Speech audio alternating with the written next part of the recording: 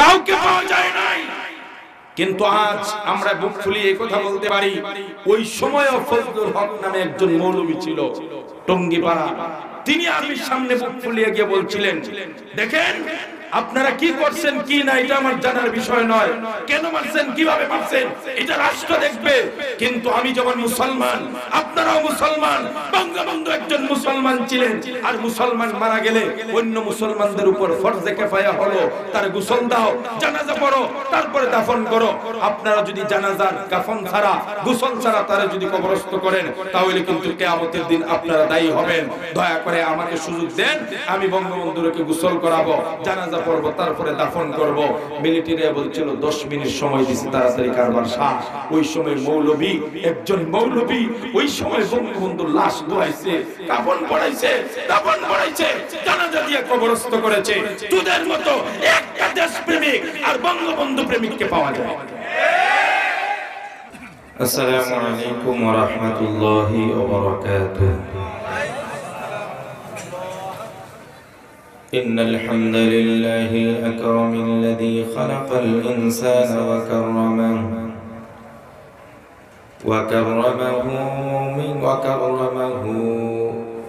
وعلمه من البيان ما لم يعلم، فسبحان الذي لا يحصى امتنانه باللسان ولا بالقلم. نشهد أن لا إله إلا الله وحده لا شريك له، ونشهد أن سيدنا ومولانا محمدا عبده ورسوله الذي أرسله بالحق بشيرا ونذيرا وداعيا إلى الله بإذنه وسراجا منيرا. أما بعد، فقد قال الله تبارك وتعالى في كلامه المجيد وفي فرقانه الحميد: أعوذ بالله من الشيطان الرجيم، بسم الله الرحمن الرحيم. يا أيها الذين آمنوا ادخلوا في السلم كافة ولا تتبعوا خطوات الشيطان إنه لكم عدو مبين. وعن علي بن أبي طالب رضي الله تعالى عنه قال: قال رسول الله صلى الله عليه وسلم: الإيمان معرفة بالقلب وقول باللسان والعمل بالأركان. رواه ابن ماجه رحمه الله تعالى، أو كما قال عليه الصلاة والسلام.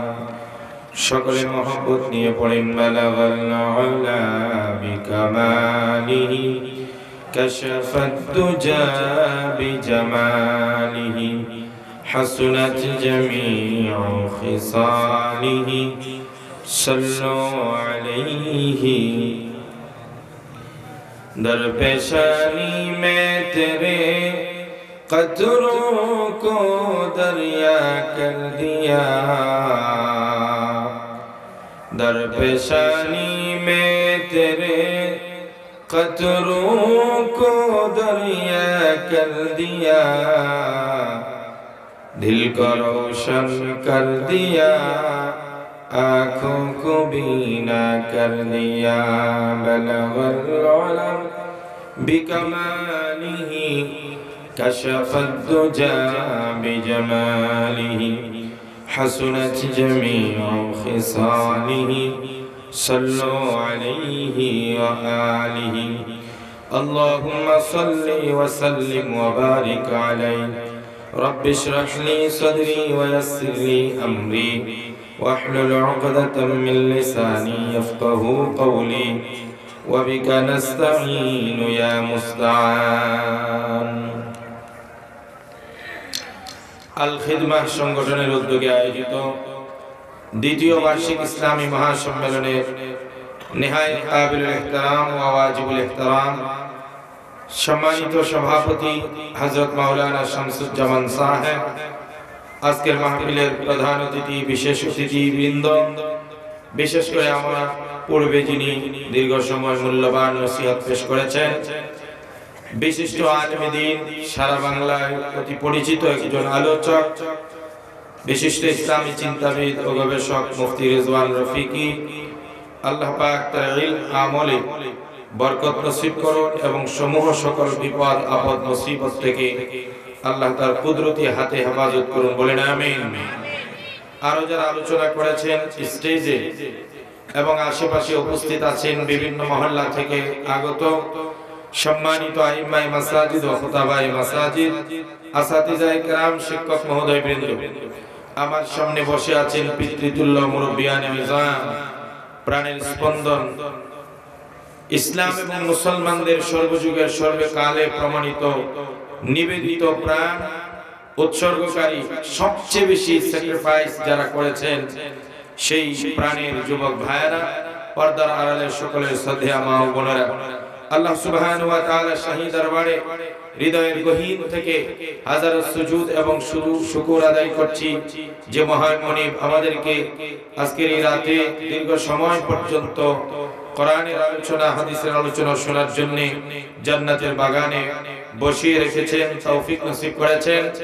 আল্লাহ পাক রব্বুল আলামিন আমাদেরকে এই তৌফিক দান করার বদৌলতে আমরা এত সুন্দর আলোচনা শুনতে পেরেছি বিদায় মহান মুনিবের দরবারে হৃদয় নিংড়ানো ভালোবাসা দিয়ে শুকরিয়া আদায় করছি, আলহামদুলিল্লাহ। প্রিয় ভাইয়েরা, দীর্ঘ সময় কথা শুনেছেন, আর ঘুরে ফিরে আমার সম্পর্কে একটা কথাই আসছে, আমি মামুনুল হক সাহেবের ছাত্র। মানে এই কথাটা কিছুটা দায়িত্ববোধ বাড়ায়, কিছুটা ভয়ের সৃষ্টি করে। ভয় এই অর্থে, মানে আজ যেন মামুনুল হকের নাম শুনলেই কিছু মানুষের হৃদয়ে কম্পন সৃষ্টি হয়ে যায়। কথা ঠিক কি? মামুন সাহেবের ছাত্র, আমিও ছাত্র, আমার রফিক ভাইও ছাত্র, তো তার মানে অনেকেই মনে করতে পারে যে এরাও তো মামুনুল হকের মতো, সুতরাং মামুনুল হক থেকে যেমন সাবধান সতর্ক, এদের থেকেও সতর্ক থাকা চাই। এই অর্থে বলছি যে মামুনুল হকের নাম বারবার বলে ছাত্র আমাকে ছাত্র পরিচয় দেওয়া কিছুটা ভয়, কিন্তু সবচেয়ে বড় হলো দায়িত্ববোধের জায়গা। আমাকে যখন বলা হবে আমি মামুনুল হকের হাতে গড়া ছাত্র, তাহলে আল্লাহ পাক মামুনুল হককে দিয়ে যে খেদমত, যে আবেদন, যে নিবেদন জাতির সামনে আজ পেশ করছেন, এর ছিটে পাটা কিছুটা হলো আমাদের দ্বারাও জাতিকে দেওয়ার কথা। কথা বলেন ঠিক কি না? যাই হোক, চেষ্টা করি উস্তাদের পদাঙ্ক অনুসরণ করে মুসলিম উম্মার সম্মুখে সত্য হকের বাণীগুলো সংকোচে একমাত্র আল্লাহকে সন্তুষ্টির জন্য নির্ভয়ে বলার জন্য। আল্লাহ পাক যেন তার দ্বীনের জন্য আমার মতো হাজারো ছাত্রকে মামুনুল হকের মতো তৈরি করে দেন, বলেন আমিন। প্রিয় ভাইরা, আজকে সূরা বাকারার 208 নম্বর আয়াত তেলাওয়াত করেছি। ইবনে মাজাহ থেকে একটা হাদিসও পাঠ করেছি। আমি বিভিন্ন দিক চিন্তা করতেছিলাম আসার পথে কি বিষয় আলোচনা করা যায়। দীর্ঘ সময় একটা টক শো দেখেছি, কথোপকথন, আলাপচারিতা। নাম বললে চিনবেন, বললেও সমস্যা নাই। ডক্টর জাফরুল্লাহ, তার দীর্ঘ সময় একটা টক শো শুনলাম, আমি কোট করেছি, নোট করেছি তার কথাগুলো। আজকে এটা শুধু জাফরুল্লাহর কথা নয়, এটা শাহরিয়ার কবিরের বক্তব্য, এটা মুনতাসির মামুনের বক্তব্য, এটা টক শোতে যারা কথা বলেন ম্যাক্সিমামদের বক্তব্য। জাতির সামনে আজ ইসলামকে বিকৃত করে তারা উপস্থাপন করার মাধ্যমে আমাদের নেক্সট জেনারেশন, পরবর্তী প্রজন্মের দিমাগের মধ্যে, অন্তরের মধ্যে ইসলামের একটা অপব্যাখ্যা চাপিয়ে দেওয়ার অপচেষ্টা করছে। কথা ঠিক কিনা? ইসলাম, এজাবুল্লাহ সাহেব বলছেন, আমার এখানে লেখা আছে, ইসলাম বা ধর্ম এটা বাড়িতে বা মসজিদে থাকবে, এটাকে রাজনীতিতে, ব্যবসাতে, বিভিন্ন জায়গায় টেনে আনার তো কোনো মানে হয় না। এটা বলছেন জাফরুল্লাহ। আমি সবগুলো কথার জবাব দেব। এর আগে আমি যে আয়াতটা তেলাওয়াত করছি এর উপর কথা বলবো, অনুবাদ করব, শানে নজরুল বলবো, তাহলে আপনারা অনেকটা আন্দাজ করতে পারবেন যে তথাকথিত পৃথিবীতে অন্যান্য যত ধর্ম আছে, যেগুলোর স্থান হয় মন্দিরে, না হয় গুরুদ্বারা, না হয় সিনাগোতে, না হয় গির্জায়, আসলে কি ওই ধর্মগুলোর মতো ইসলামের স্থান শুধুমাত্র মসজিদে, না গোটা পৃথিবী প্রতি ইঞ্চি মাটিতে ইসলাম চলবে? কথা ঠিক কিনা? আল্লাহ রাসূল সাল্লাল্লাহু আলাইহি ওয়াসাল্লামের উপর আল্লাহ প্রদত্ত, রাসূল প্রদর্শিত যে দ্বীন ব্যবস্থা, জীবন ব্যবস্থা আল্লাহ পাক দিয়েছেন, সেটা হলো ইসলাম। এজন্য ইসলামকে বলা হয় Islam is the complete code of life. ইসলাম মানব জীবনে জন্ম থেকে মৃত্যু পর্যন্ত, শিশুকাল, কৈশোরকাল, যৌবনকাল, বৃদ্ধকাল, চাকরি জীবন, ব্যবসায়িক জীবন, রাজনৈতিক জীবন, পরিবার, সমাজ, অর্থনীতি, স্বরাষ্ট্রনীতি, বন্দিনীতি, শ্রমিক, মালিক, বাজার থেকে সেক্রেটারিয়েট এবং পাকঘর থেকে সংসদ পর্যন্ত এভরি পার্ট অফ লাইফ, জীবনের প্রত্যেকটা ক্ষণে ক্ষণে ইসলামের দিক নির্দেশনা আছে না? এর নাম ইসলাম। আজ বুঝে যাও তুমি ইসলাম কাকে বলে। ইসলাম মানে মসজিদে যাও টুপি পরে অথবা টুপি ছাড়া। ইদানিং কাল মসজিদে টুপি পাওয়া যায়, অনেকে টুপি দিয়ে রাখে, বস টুপি ছাড়া মসজিদে ঢুকলাম, টুপি পরে নামাজ পড়লাম, আবার মসজিদের টুপিটা মসজিদে রেখে বের হয়ে আসলাম। এর নাম ইসলাম? সূরা বাকারা আল্লাহ বলছেন, ইয়া আইয়ুহাল্লাযীনা আমানু দুখুলু ফিস-সিলমি কাফা ওয়া লা তাত্তাবিউ খুতুওয়াতিশ শাইতান ইন্নাহু লাকুম আদুব্বুম মুবিন। আল্লাহ রাব্বুল আলামিন বলেন, ইয়া আইয়ুহাল্লাযীনা আমানু, হে ঈমানদারেরা, উদখুলু ফিস-সিলমি কাফা, তোমরা পরিপূর্ণভাবে, সামগ্রিকভাবে ইসলামে প্রবেশ করো। ওয়ালা তাত্তাবিউ খুতুওয়াতিশ শাইতান, শয়তানের যত রাস্তা আছে, শয়তানের যত পথ আছে, শয়তান আমরা চিনতে হবে। সূরা নাসে কিন্তু শয়তানের পরিচয় আল্লাহ দিয়ে বলেছেন, শয়তান শুধু জিন হয় না, মানুষও শয়তান হয়। কথা বলেন ঠিক কি না? শয়তান চিনতে হবে। এই আয়াতের পরের অংশের কথা বলবো। আজ শয়তান আমরা চিনি না, আসলে শুধু জিনই শয়তান হয় না, মানুষও শয়তান হয়। সূরা নাস পড়েন তাহলে বুঝবেন। বলেন, কুল আউযু বিরাব্বিন নাস মালিকিন নাস ইলাহিন নাস মিন শাররিল ওয়াসওয়াসিল খান্নাস আল্লাযী ইউওয়াসওয়িসু ফি সুদুরিন নাস মিনাল জিন্নাতি ওয়ান নাস। আল্লাহ রাব্বুল আলামিন বলেন, যেই খান্নাস, যেই সবচেয়ে নিকৃষ্ট শয়তান মানুষের অন্তরের মধ্যে কুমন্ত্রণা সৃষ্টি করে, নবী গো আপনি ওই শয়তান থেকে আল্লাহর কাছে পানা চান। ওগো আল্লাহ, তোমার কাছে এমন নিকৃষ্ট শয়তান থেকে পানা চাই, যেই শয়তান মানুষের অন্তরে কুমন্ত্রণা দেয়। এরপরে আল্লাহ পাক শয়তানের পরিচয় দিয়ে দিয়েছেন, বলেছেন মিনাল জিন্নাতি ওয়ান নাস, এই শয়তান জিনও হতে পারে, আবার শয়তান মানুষও। তাহলে শয়তান যে শুধু জিন হবে তা নয়, মানুষও শয়তান। কিভাবে হবে আমি ব্যাখ্যা করে বুঝি। তো আল্লাহ রাব্বুল আলামিন বলেন, ওয়ালা তাত্তাবিউ খুতুওয়াতিশ শাইতান, তোমরা শয়তানের পদাঙ্ক পথ মত অনুসরণ করো না, কারণ শয়তান কিন্তু পেছনে দুশমনি করে না, স্বঘোষিত দুশমন। ইন্নাহু লাকুম আদুব্বুম মুবিন। আল্লাহ রাব্বুল আলামিন যখন শয়তানকে বেহেশত থেকে বিতাড়িত করলেন, তাকে লানত দিয়ে অভিশপ্ত করে দুনিয়াতে পাঠিয়ে দিলেন। শয়তান কয়েকটা আরজি পেশ করে বলেছিল, রব্বে কারীম, তোমার অনেক বেশি গোলামি করেছি, অনেক বছর পর্যন্ত আমি ইবাদত করেছি, আমার ভুলের কারণে, নাফরমানির কারণে আমাকে বিতাড়িত করে লানত দিয়েছো, অসুবিধা নাই, কিন্তু এই কয়দিন যে কত বছর যে আমি গোলামি করলাম, এর কি বিনিময় আমি পাবো না? আল্লাহ বলেন, কি চাস? শয়তান বলে, এক নম্বর কিয়ামত পর্যন্ত বাঁচতে চাই, হায়াত চাই। আল্লাহ বলেন, গ্রান্ডেড, যা দিলাম, আর কি চাস?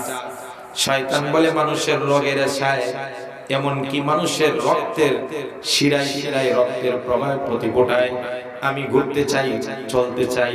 আল্লাহ বলেন, তাও দিলাম। তখন শয়তান বলেছিল, এই ক্ষমতাগুলো যদি তুমি আমাকে দাও, তাহলে যেই কারণে, যে আদম সন্তানের কারণে, ফাবিমা আগওয়াইতানি, যে আদম সন্তানের কারণে আজ আমি বিতাড়িত হইলাম, লাঞ্ছিত, বঞ্চিত, অভিশপ্ত হলাম, ওই আদম সন্তানের প্রত্যেকটাকে আমার দলভুক্ত করব, আমার পথে নিয়ে আসব, আমার মতে নিয়ে আসব, এরপরে তাদের সহই আমি জাহান্নামে যাব। আল্লাহ বলেন, সবাইকে নিতে পারলেও আমার মুত্তাকি, পরহেজগার, সালেহিন, সৎ বান্দাদেরকে তুই তোর পথের অনুসারী করতে পারবি না। ইন্নাহু লাকুম আদুব্বুম মুবিন। আল্লাহ বলছেন এই জন্য যত সদুষিত দুশমন, এর কাজই দুশমনি করা। এই আয়াতের মধ্যে আল্লাহ বলছেন, উদখুলু ফিস সিলমি কাফা, পরিপূর্ণভাবে ইসলামে প্রবেশ করো, সামগ্রিকভাবে প্রবেশ করো, গোটা জীবনটা ইসলাম অনুসারে চালাও। কথা বল ঠিক কিনা? শুধু নামাজ পড়বো ইসলামী রীতিতে, আর ব্যবসা করব হারাম পদ্ধতি, হ্যাঁ কথা কয় না? পোশাক পরব আল্লাহর হুকুমে, নবীর তরিকায়, আর চাকরি করব শয়তানের তরিকায়, এমনটা? আমি ব্যবসা করব যে আল্লাহর হুকুমে, নামাজ পড়ব যে আল্লাহর হুকুমে, চাকরি করব যে আল্লাহর হুকুমে, বিবাহ করব যে আল্লাহর হুকুমে, বাচ্চা লালন পালন করব যে আল্লাহর হুকুমে, জমিন চাষ করব যে আল্লাহর হুকুমে, ব্যবসা বাণিজ্য করব যে আল্লাহর হুকুমে, ঘর বাড়ি তুলব যে আল্লাহর হুকুমে, রাস্তা দিয়ে হাঁটব যে আল্লাহর হুকুমে, ঠিক ওই আল্লাহর হুকুমেই আমি রাজনীতি করব। কথা কোন ঠিক কিনা? এই আয়াতটা শানে নজুল। আজকে আল খিদমা সংগঠনের সম্পর্কে আমি খোঁজ নিয়েছি, ৩৫ জন সদস্য রানিং আছে, আরো ১৫-২০ জন আসছে, আরো আসবে। আল খিদমা এমন ব্রিলিয়ান্ট ছাত্র আছে যারা বিভিন্ন নামি দামি কলেজ ভার্সিটিতে পড়ছে।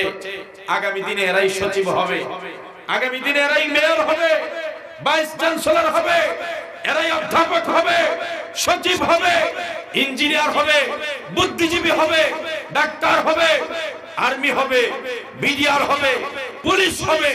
এরা যদি আজকে শপথ গ্রহণ করে, সঠিক ইসলাম জেনে বুঝে নিজের ভিতরে লালন করে, আমি কলেজ ভার্সিটিতে পড়ছি, সার্থক জীবন হবে কলেজ ভার্সিটিতে পড়া, আগামী দিনে তুমি যেন ইসলামকে রিপ্রেজেন্ট করতে পারো, তুমি যেন ইসলামকে সুন্দরভাবে তুলে ধরতে পারো, তোমার সামনে যেন কোন নাস্তিক ইসলামের অবজ্ঞা দিয়ে অপবাদ দিতে না পারে। কথা ঠিক কিনা?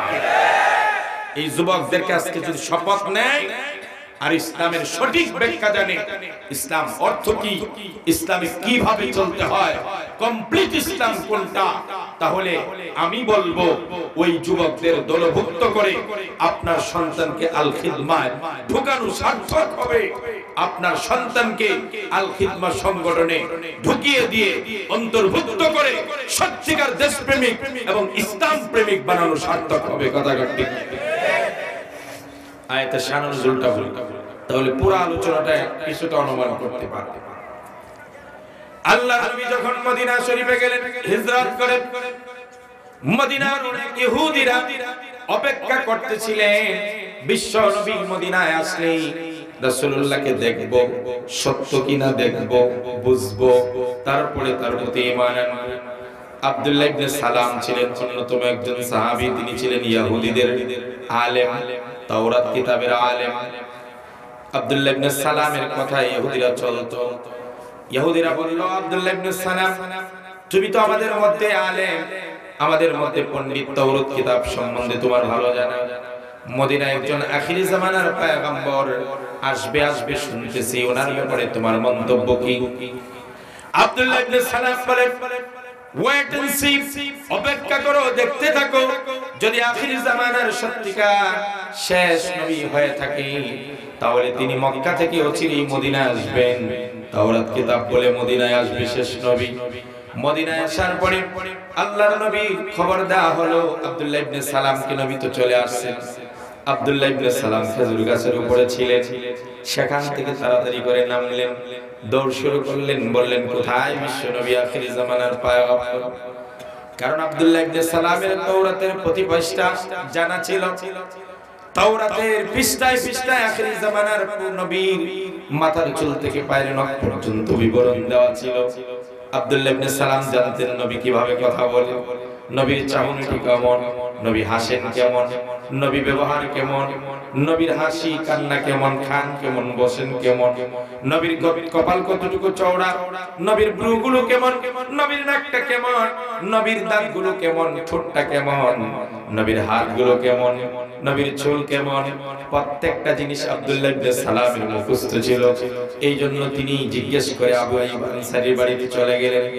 আবু আইয়ুব আনসারীর বাড়িতে গিয়ে ঝটলা দেখতে পান, দূর থেকে ফাঁক দিয়ে আব্দুল্লাহ ইবনে সালাম যখন আমার নবী বিশ্ব নবী মুহাম্মদুর রাসূলুল্লাহ সাল্লাল্লাহু আলাইহি ওয়াসাল্লামের চেহারাটা দেখেন, আব্দুল্লাহ ইবনে সালাম মনের অজান্তে প্রথম সাক্ষী দিয়ে ফেলেন, ইন্নাহু লাইসা বিওয়াজহিন কাযাব। দুনিয়ার ইহুদিরা আমার নবী বিশ্ব নবী পরীক্ষা তো আমি করবই, তবে প্রথম দেখাতেই আমি যখন তার চেহারা দেখলাম, আমার মন থেকে সাক্ষ্য দিচ্ছি এই চেহারা কোনো মিথ্যা নবীর চেহারা হতে পারে না। নবীর চেহারা ছিল উজ্জ্বল সুন্দর। সাহাবায়ে কেরাম নবীজির চেহারা দেখলে পেটের ক্ষুধা নিবারণ হয়ে যেত। সুবহানাল্লাহ। আমি ওই দিকে যাচ্ছি না, আব্দুল্লাহ ইবনে সালাম আর একটু কাছে গেলেন। কাছে যাওয়ার পরে আব্দুল্লাহ ইবনে সালাম শুনেন বিশ্ব নবী ওয়াজ করতেছেন, নবীজি আলোচনা করেন। ওয়াজ মাহফিল বন্ধ করার জন্য অনেকে চিন্তা ভাবনা আছে না নাই? আরে বেটা ওয়াজ বন্ধ করবে কেমনে? আমি যদি ওয়াজ নাও করি, নবী তো ওয়াজ করছেন, নবীর ওয়াজ কিতাবে আছে না নাই? আল্লাহ তো ওয়াজ করছেন, করেন নাই? কথা করেন, আল্লাহ ওয়াজ করেন নাই?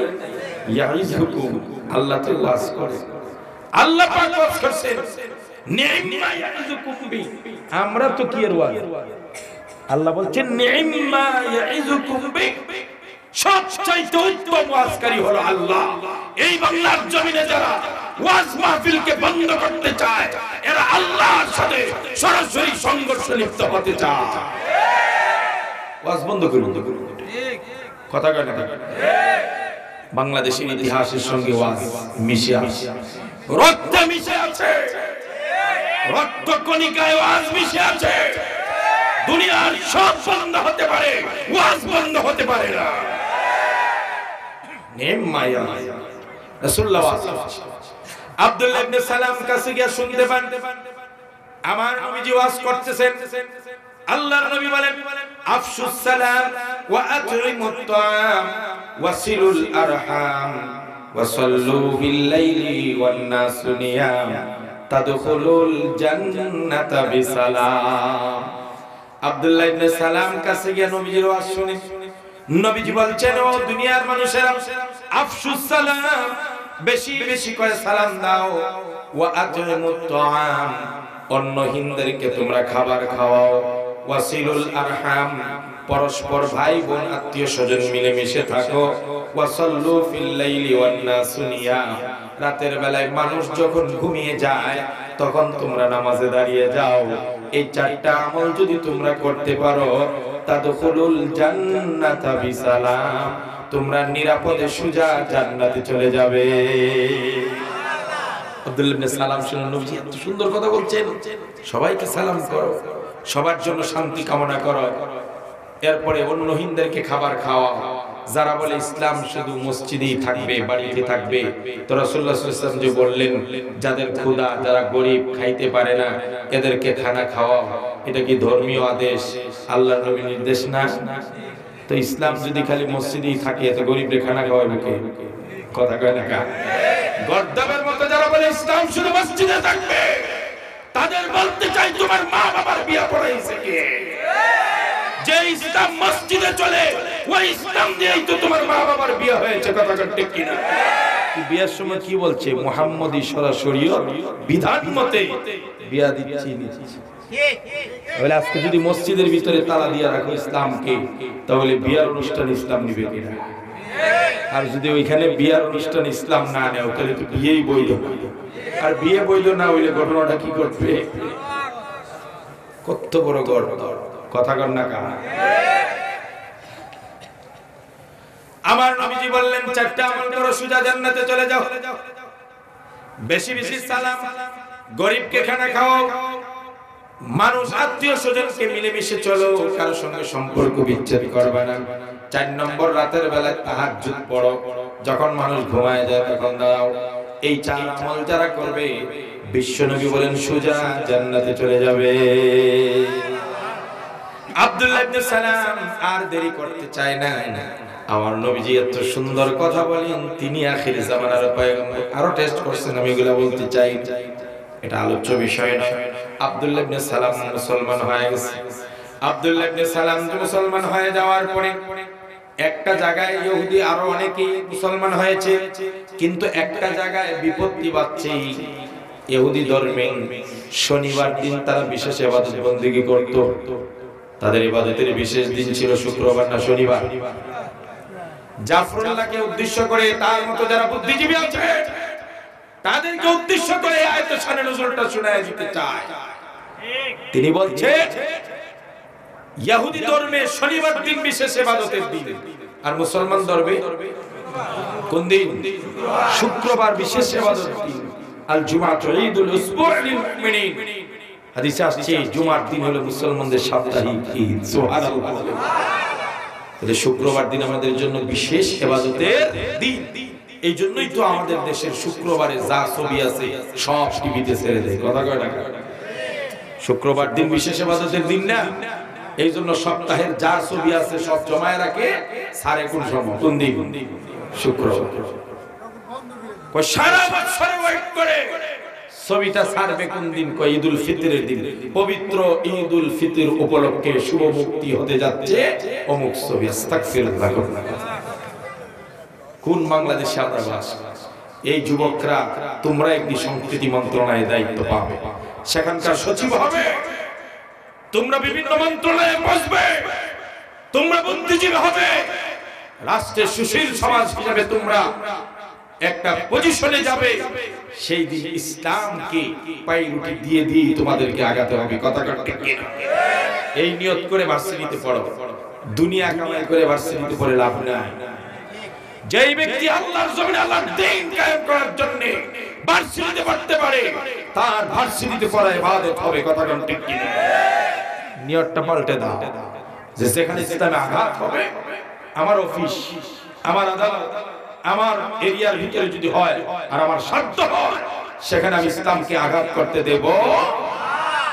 তাহলে বাপ কা বেটা সিপাহি কা ভাই। তো শুক্রবার দিন আমাদের বিশেষ ইবাদতের দিন, আর ইহুদিদের শনিবার দিন ইবাদতের দিন। তো আব্দুল্লাহ ইবনে সালাম সব অনেক সাহাবী, অনেকের নাম বলা যায়, তাফসীরে তাবারির মধ্যে অনেকের নাম লিখেছেন। হযরতে আলকামা, হযরতে সালাবা, হযরতে আসাদ এবং কুসাইদ ইবনে কাব, তারপরে ইবনে ইয়ামিন, শুআবা ইবনে আম, কায়েস ইবনে যায়েদ, একদল ইহুদি মুসলমান। ইনারা সবাই মিলে বিশ্ব নবীর দরবারে গিয়ে বললেন, ইয়া রাসূলুল্লাহ, সারা জীবন আমরা শনিবার দিন ইবাদত করছি, রোজা রাখলে শনিবার দিন রাখছি, ইবাদত নফল ইবাদত করলে শনিবার দিন করছি, কারণ ইহুদি ধর্মে শনিবারটা ছিল মহান গুরুত্বপূর্ণ। এখন মুসলমান হওয়ার পরে শুক্রবার দিন হয়েছে গুরুত্বপূর্ণ। আল্লাহর নবী গো, যেহেতু পূর্বের অভ্যাস শনিবার আসলে আমরা বিশেষ ইবাদত করি, আমি শুক্রবারেও করব, তবে শনিবারটাও আমি বিশেষ মর্যাদা দিতে চাই। এরা আবদার জানাই বিশ্ব নবীর কাছে। আগেকার অভ্যাস ছাড়তে পারি না, আমরা শুক্রবারকেও বিশেষ দিন মনে করে ইবাদত করব, আবার শনিবারকেও বিশেষ দিন মনে করে ইবাদত। এটা হলো একটা কাজ। বাহ্যত জিনিসটা খুব বেশি খারাপ বলা যাবে না। উনি তো শুক্রবারে ইবাদত বন্দেগী করেই, শনিবারকে বিশেষ ইবাদত বন্দেগী করার জন্য সম্মান দিচ্ছে, করুক, ইবাদত সমস্যা বাহ্যিকভাবে মনে হয়। আরেকটা প্রস্তাব নিয়ে গেল, ইয়া রাসূলুল্লাহ, ইহুদি ধর্মে উট খাওয়া ছিল হারাম, উটের গোশত খাওয়া হারাম, মুসলমান ধর্মে হারাম না হালাল? তো আপনি যদি একটা জিনিস হারাম জানেন না, দীর্ঘদিন না খান, হঠাৎ করে যদি এটা হালাল হয় তো খাইতে কষ্ট বোধ হবে না? ধরেন সাপোজ আমি বলি কুকুরের গোশত আমাদের জন্য খাওয়া হারাম, হঠাৎ করে যদি কুকুরের গোশত হালাল হয়, যদিও হালাল কিন্তু মনের মধ্যে একটা ইতস্তত, সারা জীবন এটা হারাম জানে খাই নাই, কারণ হুট করে কেমনে খায়। হযরত আব্দুল্লাহ ইবনে সালাম সহ তার সাথীরা গিয়া বললে, ইয়া রাসূলুল্লাহ, উটের গোশত ইহুদি ধর্মে ছিল হারাম, মুসলমান ধর্মে সেটা হালাল। আমরা সারা জীবন উটের গোশত খাই নাই, হারাম মনে করে ঘৃণা জন্মেছে এর প্রতি। হঠাৎ করে মুসলমান হয়েছি, আবার উটের গোশত খাওয়া হালাল, কিন্তু হালাল হবে কি হবে আমরা খাইতে পারবো না, কারণ আগের থেকে একটা ঘৃণা তার প্রতি জন্মে আছে।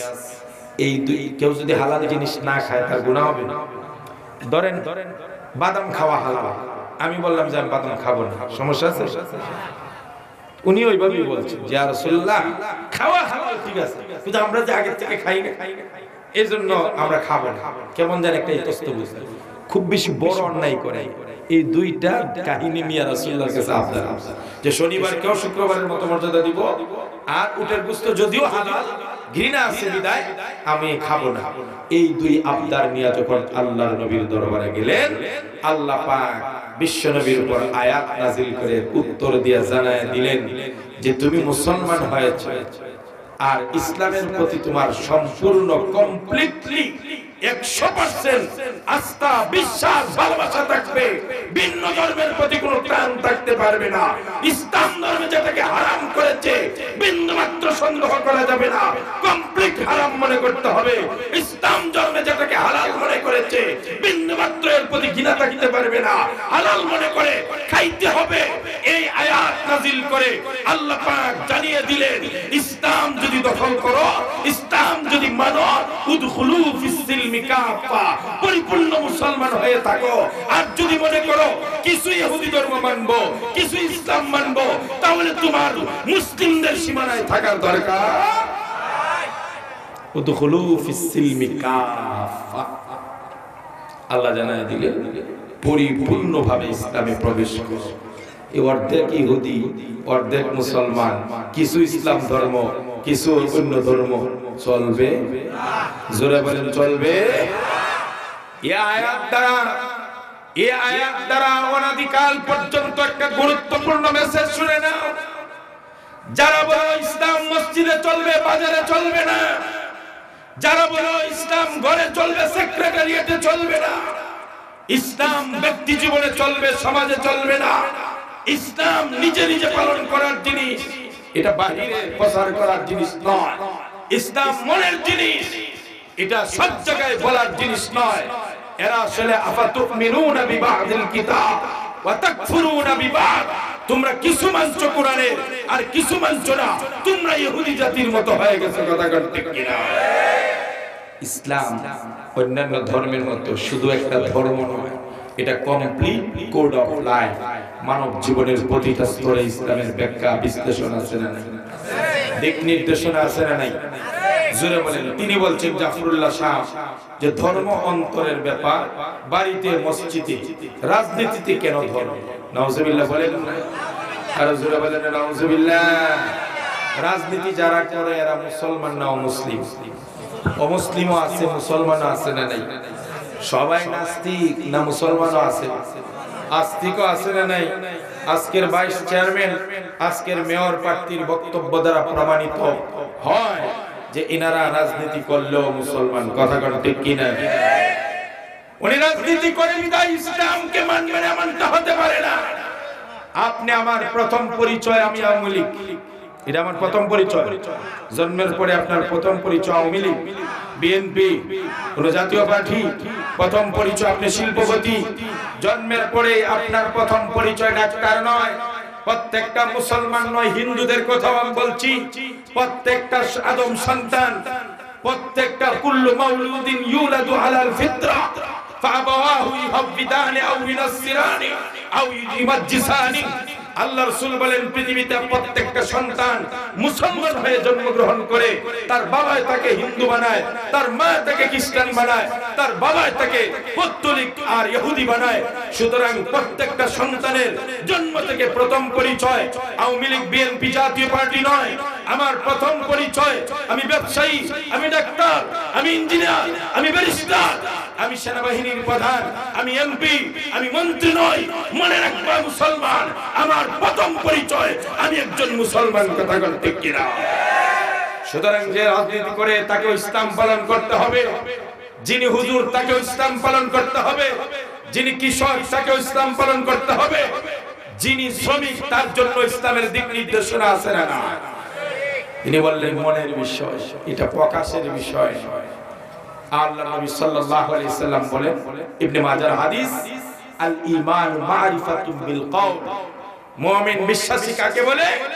ঈমান হলো প্রথম কথা হলো অন্তরে আল্লাহর পরিচয় লাভ করে তা বিশ্বাস স্থাপন করা। ঈমানের কয়টা শাখা? তিনটা। বলেন কয়টা? ঈমানের তিনটা শাখা। তাসদীক বিল জিনান, ইকরার বিল লিসান, আমল বিল আরকান। রাসূলুল্লাহর এই হাদিস হলো আলী ইবনে আবি তালিব বলেন, আমার নবীজি বলেন ঈমানের তিনটা শাখা। এক নম্বরে অন্তর দ্বারা বিশ্বাস করতে হবে, দুই নম্বরে জবান দ্বারা প্রকাশ করতে হবে, তিন নম্বরে কার্যে পরিণত করে দেখাইতে হবে। কথা কোন ঠিক কিনা? জাফরুল্লাহ সাহেব একটা কথা বলছেন যে মাওলানা সাহেবদের সমস্যা হলো তারা আরবি পড়তে পারে কিন্তু আরবি বুঝে না। নাউজুবিল্লাহ। আমরা নাকি আরবি পড়তে পারি কিন্তু আমরা আরবি বুঝি না, আরবির ভাবার্থ ভাষা কিছুই বুঝি না। এজন্য আমরা কথায় কথায় খালি নাস্তিক মুরতাদ বলি। তা আমি জিজ্ঞেস করি, এটি আবার কইছে যে আমিও আরবি বুঝি না। তুমি যেটা বুঝো না আমরা বুঝি না, এটা কেমনে মনে করো না? কথা ঠিক কি না? 12 বছর কোরআন হাদিস পড়তে পড়তে কোরআনের উপর রিসার্চ করে আমাদেরকে যদি আরবি বুঝি না বলো, তাহলে তুমি কোন আরবি পড়নেওয়ালা এসছো? কথা ঠিক কি না? আমাদেরকে বলে আমরা আরবি বুঝি না। নাউজুবিল্লাহ বলতে ইচ্ছা করে না? কয় আল্লাহ ছাড়া কাউকে নাস্তিক মুরতাদ কেউ বলার অধিকার নাই, কাউকে কেউ নাস্তিক বলতে বলা যাবে না। তা আপনি নাস্তিকের মতো কথা বলবেন, নাস্তিকের কাজ করবেন, আর আপনাকে নাস্তিক বলা যাবে না। আমাদের অনেকেই বলে এগুলা যে কথায় কথায় অমুক কাফের অমুক নাস্তিক বলেন কেন? আরে ভাই আমি বলবো কেন? আল্লাহই তো বলছেন, ফালা ওয়ারাব্বিকা লা ইউমিনুনা হাত্তা ইউহাক্কিমুকা ফীমা শাজারা বাইনাহুম। তোমাদের পরস্পরের সকল বিচার মীমাংসা যদি বিশ্বনবীর তরিকা পদ্ধতি অনুযায়ী না করো, তাহলে তোমাকে মুমিন বলা যাবে না। কথা ঠিক কি না?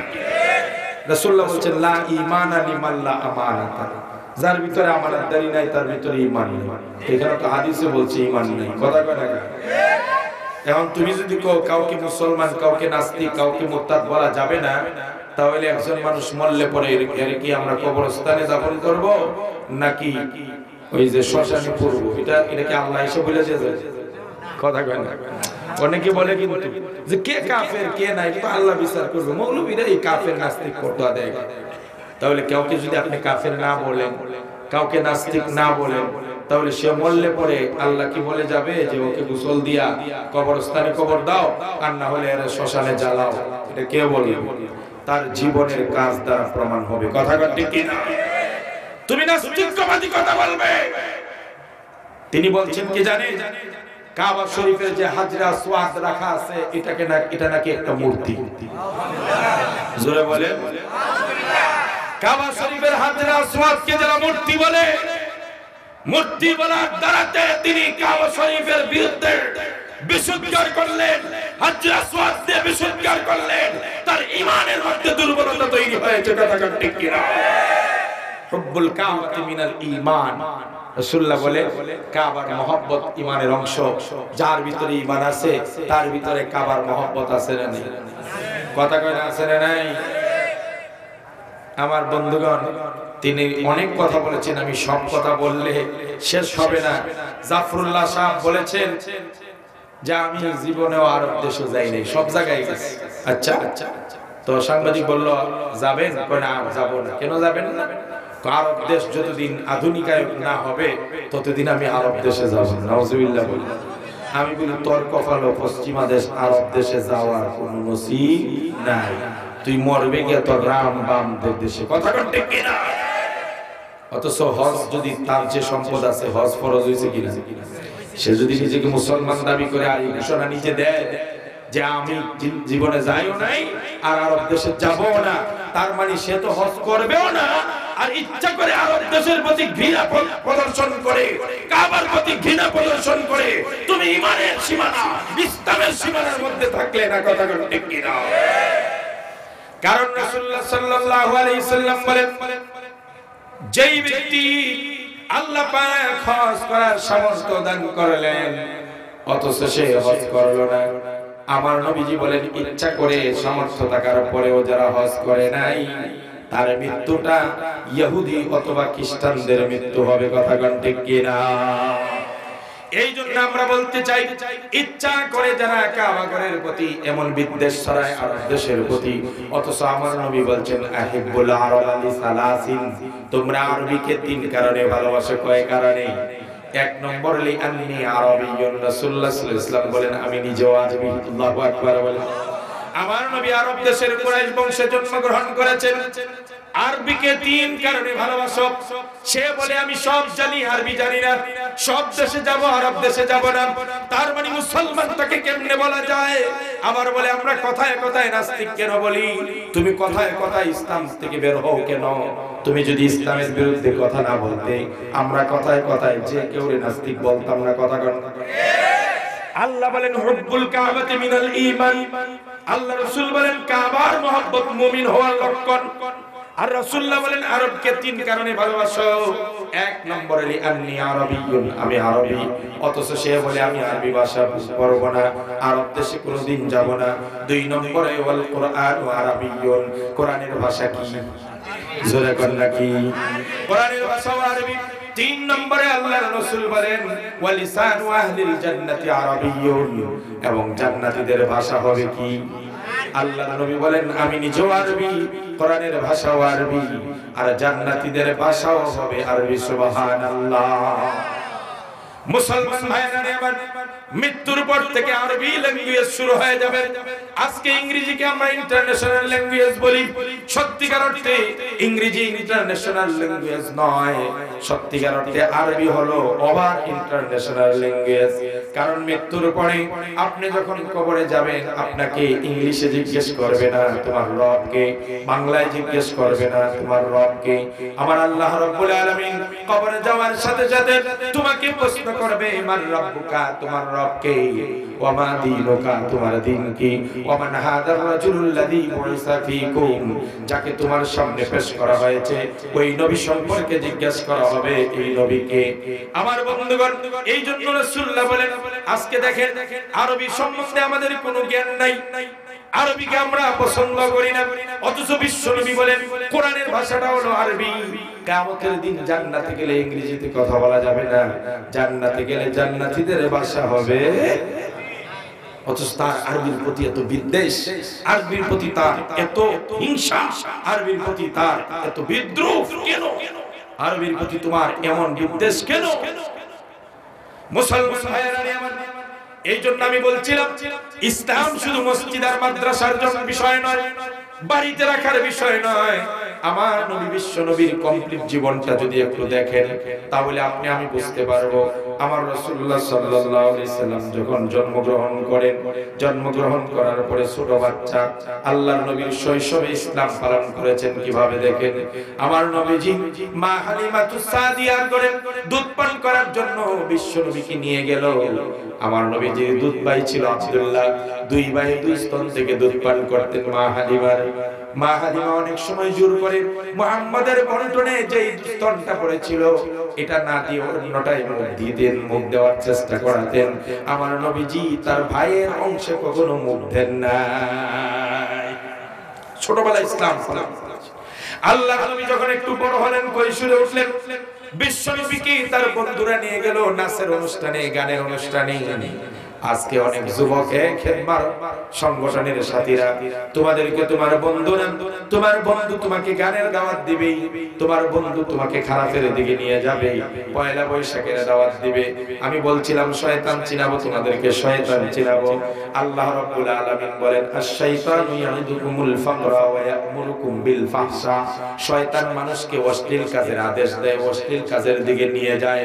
সুতরাং শয়তান সরাসরি আসবে না, এসে বলবে না আমি শয়তান, চল সিনেমা দেখতে যাই, এ কথা বলবে?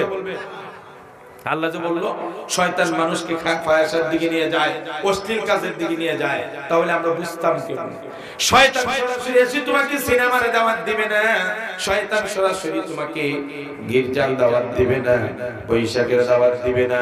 আল্লাহ রাব্বুল আলামিন বলেন শয়তান তার পাওয়ারের বলে তোমার দোস্তের শরীরে ঢুকবে। শয়তান তোমার বন্ধু এসে বলে চলো সিনেমায় যাই, বন্ধু এসে বলবে চলো হাউজিং এ যাই, মদ পান করি ক্লাবে যাই। আল্লাহ রাব্বুল আলামিন বলেন যেই লোকটা তোমাকে খারাপ কাজের দিকে নিয়ে যাবে পকারান্তরে বুঝতে হবে এটাই শয়তান, তার ভিতরেই শয়তান ঢুকেছে। কথা ঠিক কিনা? আমার নবীজি বাচ্চাগুলা তার সাথীরা তাকে আরবের একটা বিয়ের অনুষ্ঠানে নিয়ে গেছে। আরবের বিয়ের অনুষ্ঠানগুলোতে আগেকার দিনে গানের আয়োজন হতো, বিশাল বড় গান। আমার নবীজিকে আল্লাহ পাক নবী বানাবেন, এই জন্য ছোট থেকে তিনি তাকে পাপ কাজ থেকে বিরত রাখছেন। আল্লাহর নবী গানে বিয়ার অনুষ্ঠানে গেছেন ঠিক, কিন্তু সেখানে জানেন একটু পরে গান শুরু হয়ে যাবে। এই জন্য রাসূলুল্লাহ বন্ধুদের চোখ ফাঁকি দিয়ে এক ঘরে নিরালায় কোণে শুয়ে ঘুমায় গেছেন। সারা রাত পার করছে বন্ধুরা, মুহাম্মদ সাল্লাল্লাহু আলাইহি ওয়াসাল্লাম ঘুমায়া পার করে দিয়েছে। সকালবেলা বিশ্ব নবীকে ডাক দিলেন, হে মুহাম্মদ, বন্ধুরা তুমি কি সারা রাত ঘুমাইছো? বলে হ্যাঁ। কো সারা রাত যে গান হইছে তুমি জানো না? কয় না আমি জানি না। আল্লাহু আকবার বলে। আমার নবীজির জন্ম থেকে মৃত্যু পর্যন্ত প্রতিটি সেক্টর আমি খুঁজে দেখাইতেছি। আল্লাহর নবী বলেন বাচ্চাদের ব্যাপারে বিশ্ব নবীর দিক নির্দেশনা ইসলামে আছে না নাই? আমার নবীজি বিশ্ব নবী ইয়েতিমদের ব্যাপারে দিক নির্দেশনা দিয়েছেন। ইসলাম শুধু মসজিদের নামাজ পড়ার বিষয় নয়। আমার নবীজি বলেন যদি কোনো ব্যক্তি একটা এতিমের জিম্মাদারি নেয়, আল্লাহর নবী বলেন আনা ওয়া কাফিরুল ইয়াতীমি ফিল জান্নাতি কাহাতাইন। বিশ্ব নবী বলেন আমি এবং ইয়াতীমের জিম্মাদারি যে নিবে জান্নাতে এত কাছাকাছি থাকবো দুইটা আঙ্গুল যত কাছাকাছি। সুবহানাল্লাহ। নবীজি বলেন ও দুনিয়ার মুসলমানেরা, কোন একজন যদি কোন এতিমের মাথায় এভাবে হাত বুলিয়ে দেয়, আল্লাহর নবী বলেন ওই হাতের নিচে যতগুলো চুল পশম পড়বে সমপরিমাণ সব আল্লাহ পাক দান করে দিবে। আমার নবীজি শ্রমিকের ব্যাপারে দিক নির্দেশনা দিয়েছেন, ইসলামের দিক নির্দেশনা। আল্লাহর নবী বলছেন আতুল আজিরা আজরাহু ক্বাবলা ইয়াজুফাইকু। বিশ্ব নবী বলেন তোমরা তোমাদের শ্রমিকের প্রাপ্যটা সঠিকভাবে আদায় করে দাও তার শরীরের ঘাম শুকানোর আগে আগে। তাহলে শ্রমিকদের নিয়ে ইসলামের দিক নির্দেশনা আছে না নাই? আবার মালিকদের পক্ষেও ইসলামের কথা আছে। মালিকদের ব্যাপারে আর শ্রমিকদের ব্যাপারে আল্লাহর আয়াত আছে ওয়াইলুল লিল মুতাফফিফিন আল্লাযীনা ইযা তালু আলান নাসি ইস্তাওফুন ওয়া ইযা কালুহুম আও ওয়াজানুহুম ইখসিরুন। আল্লাহ পাক বলেন দুনিয়াতে এমন কিছু মানুষ আছে নিজেরা যখন মেপে দেয় অন্যের কাছে বিক্রি করে তখন কম দেয়, আর একজনের কাছ থেকে কিনলে সমান আনে, সুদ বরাবর আনে। মাপার সময় 15 আনা, কিনার সময় 16 আনা। এদেরকে আল্লাহ পাক ওয়াইল নামক জাহান্নাম দিবেন। নাউযুবিল্লাহ। মেয়েদের ব্যাপারে আল্লাহর নবীর দিক নির্দেশনা আছে না নাই? আল্লাহর নবী মেয়েদেরকে তো ভালোবাসতেন। আমার নবীজি বলতেন যদি কোনো ব্যক্তি দুইটা মেয়েকে লালন পালন করে, সুন্দর নাম রেখে উত্তম পাত্রের হাতে উঠিয়ে দেয়, কিয়ামতের কঠিন দিনে ওই দুই মেয়ের বাবা আমি বিশ্ব নবীর কাছাকাছি জান্নাতে থাকবে। আল্লাহ নবী হযরত ফাতিমাকে এত ভালোবাসতেন। নবীজি বলতেন ফাতিমা বিদাতুম মিন্নি, ফাতিমা আমার কলিজার টুকরা, ফাতিমা আমার শরীরের অংশ। আমার নবীজি বলতেন যে ফাতিমাকে কষ্ট দিবি আমি বিশ্ব নবীকে কষ্ট দিব। আল্লাহর নবী একদিন বের হয়ে আসছেন সাহাবীদের সামনে, ফাতিমার ঘর থেকে আসছেন। ঘর থেকে আসার পরে বিশ্ব নবীর চেহারাটা মলিন, কেমন জানি কষ্ট কষ্ট ভাব। আমার নবীজি কোনো কথা বলছেন না, সাহাবীরা ভয়ে কাঁপতেছে। রাসূলুল্লাহর কি হলো? ফাতিমার ঘর থেকে বের হয়ে আসলেন, কি হলো এমন? আমার নবীজি আবার ফাতেমার ঘরে গেলেন। এবার কিছুক্ষণ পরে আবার বের হয়ে আসলেন। এবার দেখেন বিশ্ব নবীর চেহারা উজ্জ্বল, হাসতেছেন সুবহানাল্লাহ। সাহাবায়ে কেরাম বললেন, ইয়া রাসূলুল্লাহ, আপনি ফাতেমার ঘর থেকে প্রথমবার যখন বের হয়ে আসলেন চেহারা মলিন, কেমন যেন কষ্ট কষ্ট ভাব। আবার দ্বিতীয়বার যখন বের হয়ে আসলেন আপনার চেহারা আনন্দ আশীর্জল, ব্যাপারটা কি একটু খুলে বলেন। আমার নবীজি ডাক দিয়ে বলেন, ও সাহাবীরা, প্রথমবার যখন ফাতেমার ঘর থেকে বের হয়ে আসি, ফাতেমা আর আলীর মধ্যে একটু কথা কাটাকাটি হয়েছে, দুইজনে মনোমালিন্য সৃষ্টি হয়েছে, আর দুইজন দুই দিকে বসে আছে। আমার মেয়ের মনটা খারাপ, এই জন্য আমারও মনটা খারাপ হয়ে যায়। সুবহানাল্লাহ। এই জন্য আমি আবার তাড়াতাড়ি গেলাম। দ্বিতীয়বার যখন ঘরে ঢুকলাম, গিয়া ফাতেমার আলীর হাত ধরে দুইজনকে মিলাই দিলাম। দুইজন হাসতেছিল। আমি বিশ্ব নবী আমার মেয়ের খুশিতে আমিও হাসতে হাসতে ঘর থেকে বের হয়ে আসি। মেয়েদের ব্যাপারে রাসূলুল্লাহ এমন কথা বলেছেন। একবার এক সাহাবী রাসূলুল্লাহর সামনে আসছে, তো আসার পরে তার একটা ছেলে আসছে, ছেলেটারে টান দিয়া চুমু দিয়া একেবারে আদর করে উরুর উপর বসাইছে। একটু পর একটা মেয়ে আসছে, তারই মেয়ে, মেয়েটার কাছে বসায় রাখছে, আদরও করে নাই, উড়ুতে বসাই। রাসূলুল্লাহ বললেন, তুমি তো ইনসাফ করো না, ছেলেটাকে এইভাবে তুমি আদর করলে আর মেয়েটাকে মোটেও আদর করো না, এটা ইনসাফ করো নাই, মেয়ের প্রতি অবিচার করেছো। কথা কোন ঠিক কি না? স্ত্রীদের ব্যাপারে রাসূলুল্লাহর সুন্দর ভবিষ্যৎবাণী আছে না নাই? দিক নির্দেশনামূলক কথা আছে। আম্মা জান আয়েশা রাদিয়াল্লাহু তাআলা আনহা বলেন, দুনিয়ার মুসলমানেরা আমার নবী আমাকে অনেক মহব্বত করতেন, আমাকে মহব্বত করে আল্লাহর নবী ডাকতেন হুমায়রা, হুমায়রা, ইয়া হুমায়রা, হে লালের টুকরা। সুবহানাল্লাহ বলেন। আমরা সোনামণি লালের টুকরা ডাকি। কারো যদি সন্তান হয় তাহলে মেয়ে হলে রেখে দিবেন হুমায়রা, বলেন ইনশাআল্লাহ। কি নাম রাখবেন? আয়েশা বলেন, আমার বিশ্ব নবী আমাকে যখনই ঘরে ঢুকতেন সালাম দিয়ে ঘরে ঢুকতেন। আমরা কি আমাদের বউদেরকে সালাম দেই কখন? ইসলাম নাই তো এই জন্যই বলে নাই। সালাম দিবেন কখন? দেই না। লজ্জা কৌজু, এরা কোন কথা বললেন? বই তো আমাকে সালাম দিয়ে শেষ করতে পারে না, আমি কেন দিব? আমি না বড়? মুরব্বীরা কি কখনো ছোটদেরকে সালাম দেয়? এটা কি হয়? মুরব্বীরা ছোটদেরকে সালাম দিবে নাকি? না, ছেলেরা সবসময় ছোটরা বড়দেরকে সবসময় সালাম দিবে। আমার নবীজি ছোট বাচ্চাদের ভাইলে সালাম করতেন। সুবহানাল্লাহ বলেন না? কবি বলছেন সুন্দর করে, গল্প বলি শোনো প্রিয় নবীজি, শ্রেষ্ঠ মানুষ যিনি এই ধরনীর। গল্প বলি শোনো প্রিয় নবীজি, শ্রেষ্ঠ মানুষ যিনি এই ধরনীর। ছোটদের দেখে তিনি মিষ্টি হেসে সালাম দিতেন নাকি ভালোবেসে। ছোটদের দেখে তিনি মিষ্টি হেসে সালাম দিতেন নাকি ভালোবেসে।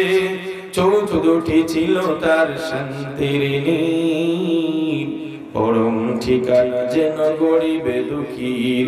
গল্প বলি শোনো প্রিয় নবীজির, শ্রেষ্ঠ মানুষ যিনি এই ধরনীর। আল্লাহু আকবার বলেন। হযরত আয়েশা বলেন, বিশ্ব নবী ঘরে ঢোকার সময় আমাকে সালাম দিতেন, আসসালামু আলাইকুম ওয়া রাহমাতুল্লাহ বলে। আমার নবীজি একদিন ঘরে ঢোকার আগে দেখে আমি পানি পান করতেছিলাম গ্লাস দিয়ে। আল্লাহর নবী বললেন, এ আয়েশা, ইয়া হুমায়রা, একা সব পানি পান করো না, আমার জন্য কিছু পানি রেখে দিও। সুবহানাল্লাহ। আম্মা জান আয়েশা বলে, আমি অর্ধেক পানি পান করলাম, বাকিটা বিশ্ব নবীর জন্য রেখে দিলাম। আল্লাহু আকবার। আল্লাহর নবীর স্ত্রী আম্মা জান আয়েশা বলেন, আমি অর্ধেক পানি পান করে বাকিটা বিশ্ব নবীর জন্য রেখে দিলাম। আমার প্রশ্ন হলো, ও দুনিয়ার মুসলমানেরা, আয়েশার ঘরে কি আর কোনো পানি নাই যে রাসূলুল্লাহর জন্য অর্ধেক খেয়ে অর্ধেক রেখে দিতে হবে? আছে না নাই? পানি আছে না নাই? তাহলে কি অর্ধেক রাখতে বললেন? কারণ আছে না নাই? আমার নবীজি আম্মা জান আয়েশা বলেন, রাসূলুল্লাহ যখন আসলেন আমি রাসূলুল্লাহর হাতে গ্লাসটা উঠায় দিলাম। বিশ্ব নবী গ্লাসটার দিকে তাকাইয়া একবার এদিকে তাকান আর একবার ওই দিকে তাকান। আয়েশা বলেন, আমি জিজ্ঞেস করলাম, ইয়া রাসূলুল্লাহ, কেন আপনি এদিক সেদিক তাকাইতেছেন, কি দেখতেছিলেন?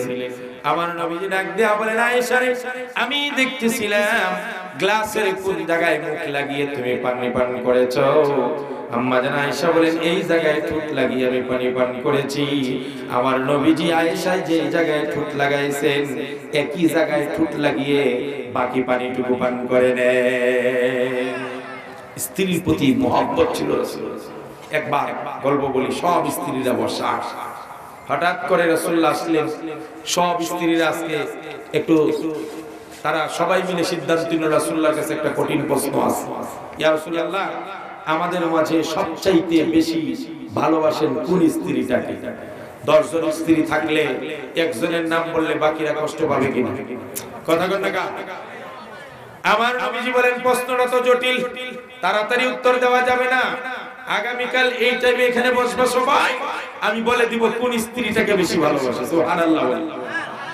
আপনাদের তো জানার দরকার যে কোন স্ত্রীটাকে রাসূলুল্লাহ বেশি ভালোবাসতেন। কথা কয় না? আর এই স্ত্রীদের ব্যাপারে, মহিলাদের ব্যাপারে, স্ত্রীদের ব্যাপারে ইসলাম এত সুন্দর কথা বলেছেন।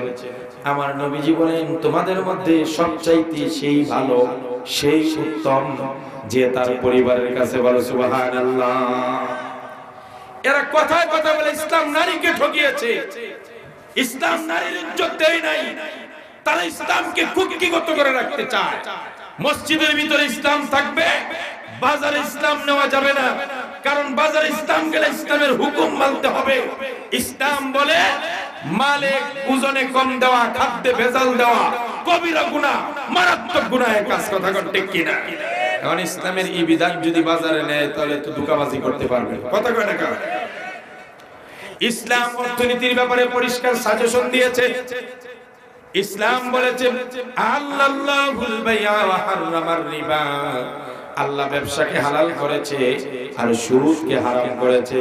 এবার ইসলামকে যদি মসজিদ থেকে টেনে অর্থনীতি নেওয়া হয়, তাহলে প্রথমে এদের সুদী কারবার বন্ধ হয়ে যায়। এই কথা কয় না? ইসলাম বলেছে, আল্লাহ ছাড়া কারো সামনে মাথা নত করা যাবে যাবে নাকি? কাউকে সিজদা করা যাবে?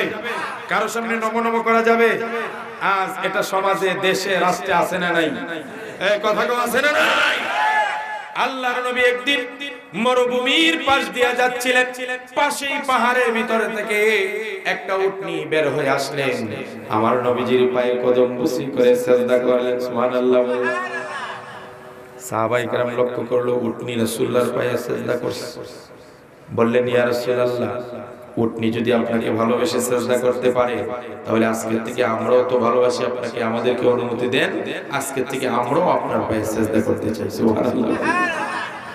রাসূলুল্লাহর পায়ে সাহাবীরা অনুমতি চাইছেন সিজদা করার জন্য। আমাদের দেশেও তো সিজদা আছে না নাই? আছে। শুধু মুর্দা পীরের দরবারে সিজদা দেওয়া হয় না, জিন্দা পীরের পায়েও দেওয়া হয়। কথা কয় না? আমাদের দেশে জিন্দা পীররা পা আপনি সরায় দেয়, মহিলা পুরুষ সবাই মিলে সমানে সিজদা করে। আছে না নাই? গত কয়েকদিন আগে আমাদের দেশে একজন নাম করা তথাকথিত পিসাব মারা গেছে। দেওয়ান পিসাব যার মারা গেছে, তার সম্বন্ধে আমি খারাপ কথা বলি না, যদি ইমানের হালতে গিয়া থাকে আল্লাহ মাফ করুক। কিন্তু তার কিছু কথা আছে ইমানের সাথে সাংঘর্ষিক, শিরকি কথাবার্তা। সে বলে গিয়েছিল, আমি তোমাদের নবীর মেয়ে ফাতেমাকে বিয়ে করছি, সে আমার স্ত্রী। এটা ইসলামের সাথে সাংঘর্ষিক কথা নয়। 2 নম্বরে বলছে সে, আমি স্বপ্নে দেখেছি যে মুহাম্মদ সাল্লাল্লাহু আলাইহি ওয়াসাল্লাম ময়লার ড্রেনে পড়ে রয়েছে। নাউযুবিল্লাহ। হে দেখছে মুহাম্মদ সাল্লাল্লাহু আলাইহি ওয়াসাল্লাম ময়লার ড্রেনে পড়ে রয়েছে। কিতাবে যারা স্বপ্ন দশটা আছে, মুহাম্মদ ইবনে সিরিন তাবিরুর রুইয়াত নামক কিতাবে লিখেছেন যে স্বপ্নে মুহাম্মদ সাল্লাল্লাহু আলাইহি ওয়াসাল্লামের স্বপ্ন দেখার, মুহাম্মদ সাল্লাল্লাহু আলাইহি ওয়াসাল্লামকে স্বপ্ন দেখার একটা রীতি, নিয়ম, পদ্ধতি হলো যার ঈমান যেরকম নবীকে দেখবে সেরকম। কথা কয় না? আপনার আমল যদি সুন্দর হয়, ঈমান যদি মজবুত হয়, বিশ্ব নবীকে দেখবেন শাহেনশার হালতে। আবার যদি ঈমান দুর্বল হয়, তাহলে দেখবেন দুর্বল হালতে। তার মানে ওই মুহাম্মদ ইবনে সিরিনের ব্যাখ্যা অনুযায়ী যার ঈমান আর আমল যেরকম নবীকে দেখবে সেরকম। তুমি দেওয়ানবাগী যেহেতু বিশ্ব নবীকে ময়লার ড্রেনে দেখছো, তার মানে তোমার মধ্যে ঈমানের লেশমাত্র ছিল না। কথা ঠিক কিনা? আর না হলে নবীকে তুই ময়লার দেখবি কেন? নবীরে দেখবি সুন্দর। কথা কয় ঠিক কিনা? এখন মরার পরে এর বেঁচে থাকতে উনি বলছিলেন যে আমার সঙ্গে আল্লাহর যোগাযোগ হয়। ইরাকের যুদ্ধ যে করছে, আমেরিকা মারতেছে, আমি আল্লাহর কাছে গিয়েছিলাম যে আল্লাহ তুমি যদি কও তাহলে ইরাকে আমি সহযোগিতা করি, ইরাককে বাঁচাইতে যাই। আল্লাহ বলেন না না যাস না, আল্লাহ নিষেধ করছে, একজন আমি যাই না। কেমন পাগলের পোলা, এর পোলায় কইতাছে এখন আমার বাবা দেওয়ানবাগি মরে নাই, আল্লাহর সঙ্গে দেখা করতে গেছে। মানে বাংলাদেশটা পুরা পাগলের মেলা। বাবা তোমার দরবারে কত পাগলের খেলা জমছে, এক একজনে এক এক কথা। একজনে কইতাছে কয় ABCD পয়রা আমি সব নিজে নিজে মুখস্থ করছি, আর হুজুরদেরকে পাছায় পিটাইয়া মাদ্রাসায় পাঠানো হইছে, এরপরে হুজুর হইছে, ওনার চেয়ে আমি বড় আলেম। আচ্ছা, এটা কি সুস্থ মস্তিষ্কের কোন কথা হইতে পারে? একজন MBBS ডাক্তার আপনি যদি গিয়া বলেন যে ডাক্তার সাহেব আপনার বাবা ছোট থাকতে স্কুলে ধাক্কায় বাইর করছে, স্কুলের নিচে জোর করে পাঠাইছে, আর আমি দেখেন জোর করে লাগে না, কিচ্ছু লাগে না, আমি ঘরে বসে ABCD শিখে ফেলছি, সুতরাং আপনার সে বড় ডাক্তার আমি। কথা বলে একজনে কইতেছে আমি 70 থেকে 80 রাকাত দৈনিক নফল নামাজ পড়ি, 20 বছর ধরে আমরা তাহাজ্জুদ পড়ি। আমি বলি 20 বছর ধরে যেমন রাতের বেলায় তাহাজ্জুদ পড়েন, আপনি কয় বছর ধরে নাইট ক্লাবে গেছেন আছেন, এটারও হিসাব দিবেন। এই কথা কয় না, আপনি 20 বছর ধরে রাতে তাহাজ্জুদ পড়েন আর আলেমদেরকে ঠেক পাচ্ছেন, কয় বছর ধরে নাইট ক্লাবে আছেন, এই পর্যন্ত কত বোতল মদ পান করছেন, এইটার হিসাব বাংলার জনগণ জানতে চায়। আরেকজন কইছে হাত ভেঙে গেল, কি যে একটা শুরু হয়েছে। আরে বাপ রে, যেমন হের বাপ দাদার দেশ এটা, হের বাবার এটা তার লোক, আর আমরা এখানে ভাড়া দিয়ে দিয়ে থাকি। কথা কয় না? একজনে কয় অপশন দিছে, 3টা অপশন। কয় 1 নম্বর অপশন, এই মোল্লা মৌলবীরা হয় চুপ করে ঘরে বসে থাকবে, কোনো কথা বলবো না। সংবিধান আমাকে বলছে আমি নাগরিক অধিকার রাখি, বাক স্বাধীনতা রাখি, আমার ইচ্ছা দিন আমি কথাবার্তা বলতে পারি। আর উনি বলছেন চুপ।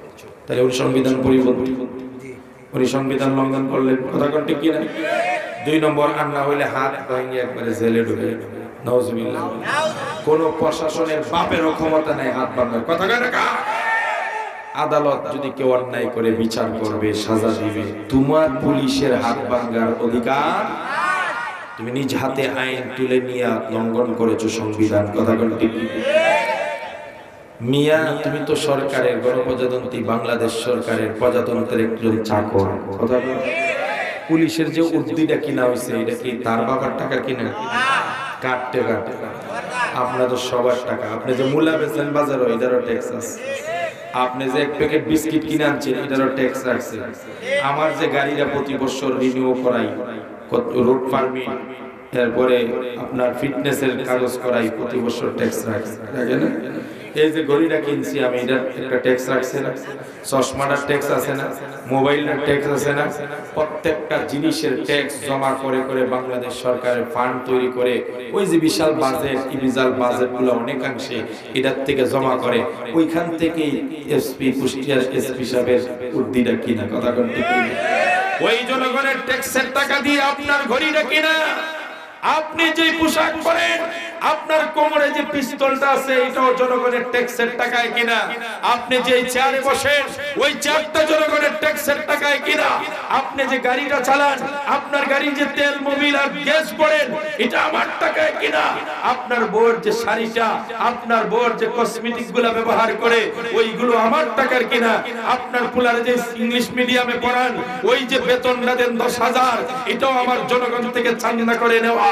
সুতরাং আমার টাকায় চাকর, আপনি চাকরি করেন, আপনি চাকর চাকরের ভাষায় কথা বলবেন, চাকর মনিবের ভাষায় কথা বলা যাবে না।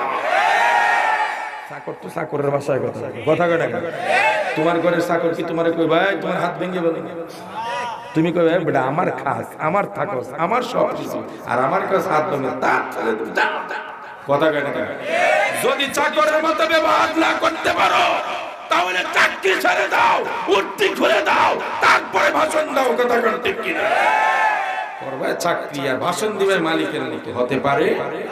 3 নম্বর অপশন দিছে আমাদের, আর না হইলে ওয়েলকাম, গো টু ইওর পিয়ারা পাকিস্তান। কত সুন্দর করে কয় যে আপনার পথ খোলা আছে, পাকিস্তান চলে যান। আমরা পাকিস্তান যাবো, পাকিস্তান থেকে তো অনেক আগে স্বাধীন করছি, কথা কয় না?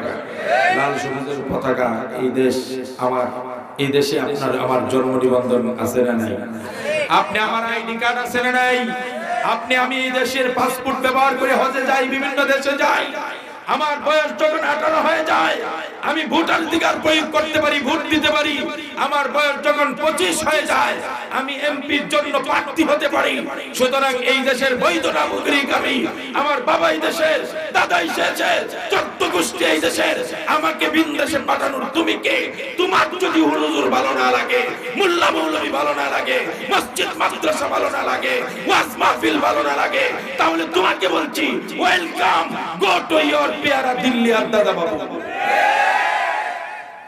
কথা আমরা চিনি না, না আমরা বলি না, কথা আমরাও চিনি কিন্তু আমরা কথা কয় না। এরা কথায় কথায় আমরা এরকম মৌলবাদী, আমরা মৌলবাদী কিন্তু উগ্রবাদী না। মৌলবাদী মানে কি? যারা আগাগোড়া মূল সব মূল ঠিক আছে, কথা কয়। আল্লাহ তো মৌলবাদী হইতে বলছেন, উদখুলু ফিস সিলমি কাফা। পরিপূর্ণ ইসলাম মানে যে যত বেশি ইসলাম মানে এর চোখে সেই তত বড় মৌলবাদী, কথা কয় না? আল্লাহ রাব্বুল আলামিনের হুকুমে আমি পাগড়ি পরি, রাসূলুল্লাহর সুন্নাত তরিকায় দাড়ি রেখেছি, আল্লাহর নবীর সুন্নাত তরিকায় পোশাক পরেছি, ইসলামের তরিকায় আমি ঘড়ি ডান হাতে পরেছি, ইসলামের তরিকায় আমি আংটি ডান হাতে পরেছি, ইসলামের তরিকায় আমি হাঁটি, ইসলামের পদ্ধতি অনুযায়ী আমি খাই, ইসলামের পদ্ধতি অনুযায়ী যা আমি দস্তারখানা না বিছায় খাই না, ইসলামের পদ্ধতি অনুসরণ করে আমি ঢিলাগুলো ব্যবহার করি, ইসলামের পদ্ধতি অনুসারে আমি পর্দা করি, ইসলামের পদ্ধতি অনুসরণ করে আমি হালাল খাই। সুতরাং যে যত বেশি আল্লাহর হুকুম মানবে, সে যে যত বেশি রাসূলুল্লাহর সুন্নাত তরিকায় চলবে, সেই তো তার মূল ঠিক রেখেছে, পরিপূর্ণ মুসলমান হয়েছে, তাকেই তো মৌলবাদ বলা হয়। আল্লাহ তো বলছেন পরিপূর্ণ মৌলবাদ হও, পরিপূর্ণ মুসলমান হও, কথা কোন ঠিক কি না? আবার আমাদেরকে কয় ধর্মান্ধ, কি করে? আমরা ধর্মান্ধ মানি। ওই সমস্ত পাগলদেরকে জিজ্ঞেস করি ধর্মান্ধ দিয়ে কি বুঝাইতে চাস? মানে আমরা ধর্মের ব্যাপারে অন্ধ, আমরা দুই চোখ বুঝা ধর্মান্ধ কেন কয় আমি এটা বুঝাই দিতেছি, আগে রাখেন এরপরে আমার বাসটা দিন। আমাদেরকে কেন ধর্মান্ধ বলে? আমরা চোখ বুঝা ধর্ম মানি। আচ্ছা, যদি ধর্মের দোহাই দেওয়া হয় আমরা কি আর কোনো প্রশ্ন করি? যদি কয় আল্লাহ এটাকে হারাম করছে, আপনি আর মানবেন আর খাবেন আর ব্যবহার করবেন? এটার নাম হলো ধর্মান্ধ, মানে চোখ বুঝা যারা ধর্মকে পালন করে এদের নাম ধর্মান্ধ। এতে কি আপনারা বেজার? আমরা নিঃশর্ত ভাবে কোন শর্ত ছাড়া আল্লাহর হুকুম মানবো, কোন যুক্তি দিব না, কোনো কিছু বুঝি না। আল্লাহ যেটাকে হারাম করছে এটা হারাম, আল্লাহ যেটাকে শিরিক বলছে এটা। এবার আমার দলের বিরুদ্ধে যাক, নেতার বিরুদ্ধে যাক, যার বিরুদ্ধে যাক, শিরিককে শিরিক বলবই, এটার নাম ধর্ম। তো এটা তো ভালো জিনিস, আমরা ধর্ম চোখ বুঝে পালন করি। কিন্তু যারা ধর্ম নয়, রাজনীতি করে চোখ বুঝে, নেতায় যা কয় তাই মানে, দলে যা কয় তাই মনে, এদেরকে বলা হয় রাজনৈতিক অন্ধ, কথা বল না? ধর্মান্ধ হওয়া ভালো, কথা বুঝো নাই? কিন্তু রাজনৈতিক অন্ধ হওয়া, কথা কয় না? নেতায় বলছে নামাজ পড়া যাবে না, যদি নেতাকে না মানি তাহলে পথ যাবে, নামাজ পড়া যাবে না, কথা কয় না? নেতায় বলছে ওই জায়গায় শিরিক করতে হবে, যদি না মানি তাহলে পথ চলে যাবে, আমি ওই নেতার কথা মানলাম চোখ বুঝে, এটার নাম রাজনৈতিক অন্ধ। আমরা ধর্মান্ধ হতে পারি, রাজনৈতিক অন্ধ নয়। আমরা ধর্মান্ধ হইতে পারি, আমরা টকশোর জন্য অন্ধ নয়। আমরা ধর্মান্ধ হইতে পারি, আমরা টাকার জন্য অন্ধ নয়। আমরা ধর্মান্ধ হইতে পারি, ব্যবসার জন্য অন্ধ নয়, দুনিয়ার জন্য আমরা অন্ধ নয়। আমরা একটা জায়গায় অন্ধ, একটা জায়গায় চোখ বুঝে মানি, শর্ত মানি, আল্লাহ এবং তার রাসূলকে কোনো শর্ত ছাড়াই মানি। এই দুনিয়ার পীরকে শর্ত ছাড়া মানি না, এই দুনিয়ার কোন রাজার নেতার থেকে বন্ধ শর্ত ছাড়া মানি না। পীরকে ততক্ষণ মানি যতক্ষণ সে আল্লাহ রাসূলের হুকুমে চলে, নেতাকে আমি ততক্ষণ মানবো যতক্ষণ আমার নেতা আল্লাহ রাসূলের হুকুমে চলবে। যখন দেখবো আমার নেতা আল্লাহ রাসূলের বিরুদ্ধে, এমন নেতাকে 100 বার ছাড়তে পারি, আমার আল্লাহ রাসূলকে একবারের জন্য ছাড়তে পারি না। কথায় কথায় মৌলবাদী কস, মৌলবাদী এই দেশের কয় পার্সেন্ট মুসলমান? প্রায় 92% মুসলমান। যারা মুসলমান, যাদের মূলে আল্লাহ আছে না নেই? তাদের মূলে আল্লাহ আছে না নাই? আমি দেখাই দিই আমাদের মূলে যে আল্লাহ ছিল। আমার জন্মের পরে আমার প্রথম কাজ কি হয়েছে? আমার ডান কানে আজান, কথা কোন গান, আর বাম কানে তো আজানের প্রথম শব্দ কি? আল্লাহু আকবার। আজকে যারা আল্লাহু আকবার কে বরদাস্ত করতে পারে না, নারায়ে তাকবীর স্লোগান শুনলেই মনে করে এখানে জঙ্গি আয় পড়ছে, এখানে কি হয়ে গেছে। নারায়ে তাকবীর স্লোগানকে তারা দিতে চায় না। তো নারায়ে তাকবীর স্লোগান চলবে না, বরদাস্ত করা হবে না। আমি বলবো নারায়ে তাকবীর স্লোগান বন্ধ করার তোমার ক্ষমতা নাই, কারণ নারায়ে তাকবীর স্লোগান বলার অধিকার আমার আল্লাহ আমাকে দিয়েছে। আমার জন্মের পরে আমার ডান কানে আযান হয়েছে, বাম কানে ইকামত হয়েছে। জন্মের পরে আমি আল্লাহর নাম শুনেছি। আমার যখন নামাজ পড়তাম আমি প্রথম তাকবীর দেওয়ার সময় আল্লাহর নাম নিয়েছি, রুকুতে যাওয়ার সময় আল্লাহর নাম নিয়েছি, প্রত্যেক উঠা বসায় আমি আল্লাহর নাম নিয়েছি। আমি যখন মৃত্যুবরণ করব, আমার লাশটা যখন সামনে রেখে লোকজন জানাজা পড়বে, আমার বিদায়ের সময় ইমাম সাহেব যখন আমার জানাজা পড়ার জন্য হাত উঠাবে, তখন প্রথম শব্দটা বলবে আল্লাহু আকবার। সুতরাং আমার জন্মের পরে নারায়ে তাকবীর আল্লাহু আকবার। জন্মের পরে যেমন আল্লাহ ছিল, মৃত্যুর সময় বিদায় লগ্নেও আল্লাহর নাম ছিল। যেই আল্লাহর নাম জন্মেও আছে, মৃত্যুতে আছে, যে আল্লাহর নাম কবরেও প্রশ্ন করবে, যে আল্লাহর নাম প্রত্যেক উঠা বসায় নিয়েছি, ওই আল্লাহর নামে তাকবীর বন্ধ করার কারো ক্ষমতা নাই। আল্লাহর নামের তাকবীর যদি কেউ বন্ধ করতে চায়, তাহলে মুসলমানের খাতা থেকে নাম লিখিয়ে ওই নাস্তিকের খাতায় নাম লেখাতে হবে।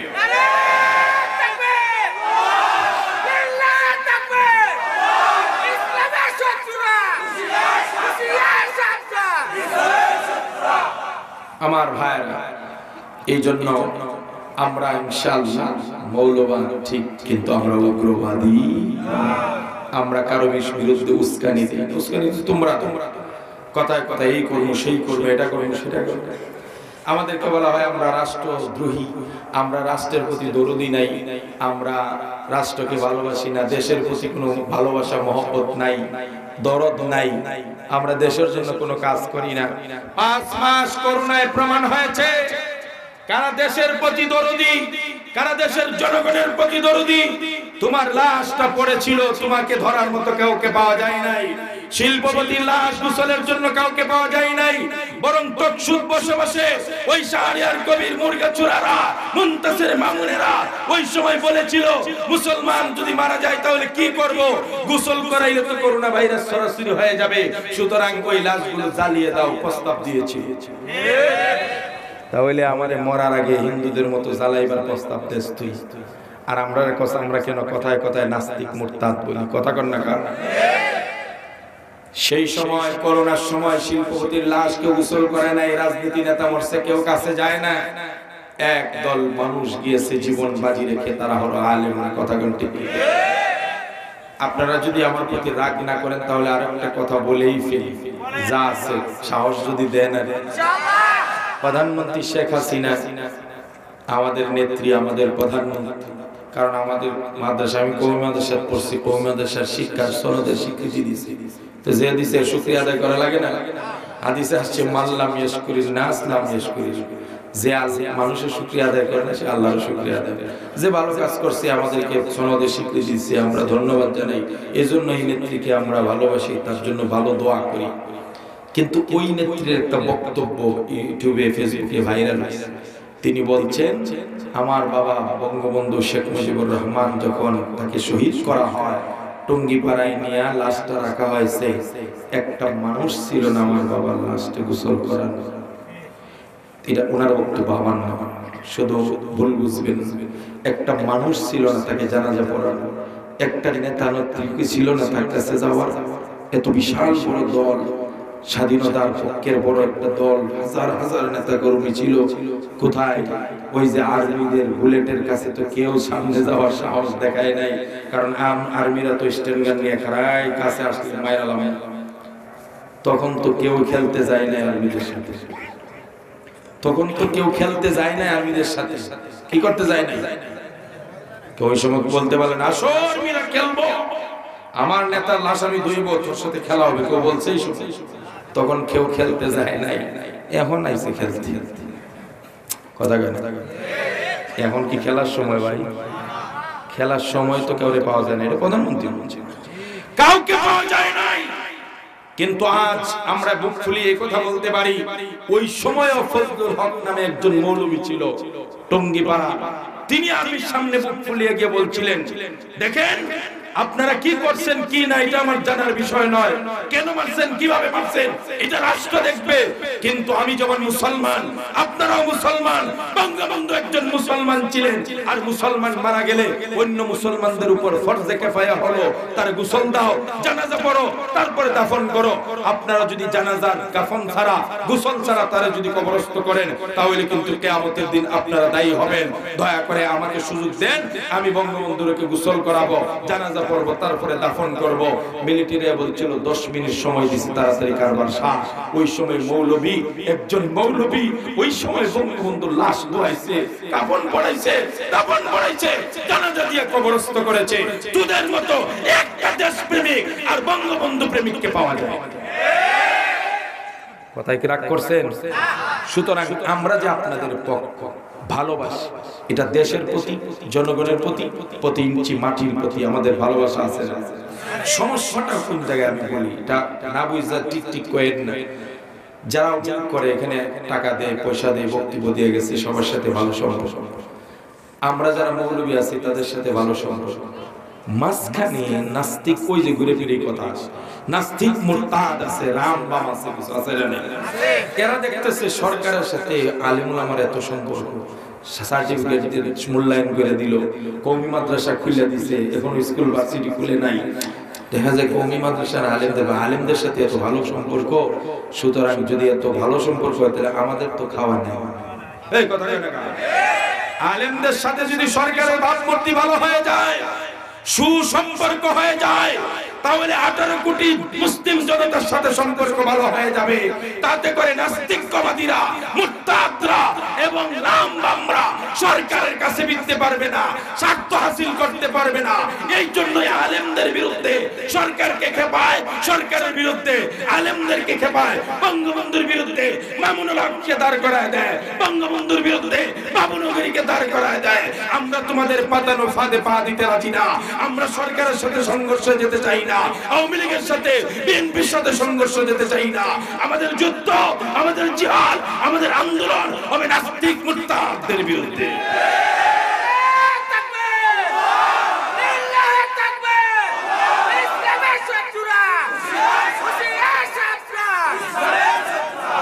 আমার ভাইরা, রাসূলুল্লাহ সাল্লাল্লাহু আলাইহি সাল্লাম পুরা জীবন ব্যবস্থা ইসলামের একটা রেখে গেছে। আমার নবীজির বংশ হলো কুরাইশ বংশ, বনু মাখজুম। বনু মাখজুম গোত্রের এক মহিলা ছুরির দড়া খাইছে। তো ছুরির দড়া খেলে ইসলামের রীতি হলো কি কেটে দাও, হাত কেটে দাও। অনেকে কথায় কথায় কয় মোল্লারা এটা নাই, এটা নাই, আরব দেশে তো এটা আছে, এটা আছে, আরব দেশে সব জায়গায় মূর্তি আছে, এটা আছে, সেটা আছে, কয় না? এই কথা কয় না? তা আমি বলি দয়াল, একটু নজর করে, আপনি তো ভালো উদাহরণ দিচ্ছেন। তা আরব দেশে তো চুরি করলে হাত কাটে, তো আপনার দেশে চুরি করলে একটু হাত কাটেন? কথা কয় না? আজকে যে ধর্ষণের বিরুদ্ধে আপনারা চিৎকার করেন, আইন করতেছেন, ধর্ষণ বন্ধ হচ্ছে না, জায়গায় জায়গায় ধর্ষণ হচ্ছে। আরব দেশে, সৌদি আরবে ধর্ষণের বিচার হলো, তাকে কতল করো, জনসম্মুখে করদাল উড়ায় দাও। তাহলে যদি তোমরা সৌদিকে উদাহরণ টানো, মালয়েশিয়াকে উদাহরণ টানো, ইন্দোনেশিয়ার উদাহরণ টেনে যদি সব জিনিস জায়েজ করতে চাও, পাকিস্তানের উদাহরণ টেনে যদি জায়েজ করতে চাও, সৌদি আরবে ধর্ষণের বিচার হলো, কল্লা কেটে দাও। অন্যান্য মুসলিম দেশে ধর্ষণের বিচার হলো, কোমর পর্যন্ত পুঁতে পাথর নিক্ষেপ করে দুনিয়া থেকে বিদায় করো। তাহলে ওই দেশের ওই উদাহরণটা বাংলার জমিনে দেখাও। একটা ভার্সিটির লম্পট, একটা ভার্সিটির লম্পট ধর্ষণকারীকে সৌরার্দি উদ্যানে কোমর পর্যন্ত পুঁতো, আর জনগণকে বলো চতুর্দিক থেকে পাথর নিক্ষেপ করো। টিভি, ক্যামেরা, হোয়াটসঅ্যাপ, ইউটিউব সবাইকে বলো লাইভ করতে থাকো, সারা বাংলাদেশকে দেখো। আজকে ভার্সিটির এক লম্পট, আজকে তথাকথিত বুদ্ধিজীবী আর সুশীলের হাতে নায়ক নাই, নায়কের হাতে নায়িকা, প্রযোজকের হাতে নায়িকা, কিভাবে ধর্ষণ হয়েছিল, ওই ধর্ষণকারীকে আমরা আজকে বিচার করতেছি। একটা বিচার যদি ওইভাবে পাথর নিক্ষেপ করে সারা বাংলাদেশের মানুষকে দেখিয়ে করতে পারো, খোদার কসম কোরআনের এই বিচারের মাধ্যমে 95% ধর্ষণ বন্ধ হয়ে যাবে।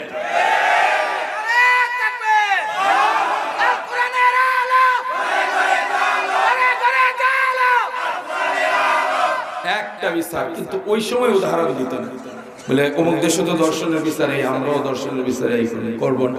করবে? সৌদি আরবের কোন দোকান আজান দেওয়ার পরে খোলা রাখতে পারে না। এই কথা কেন?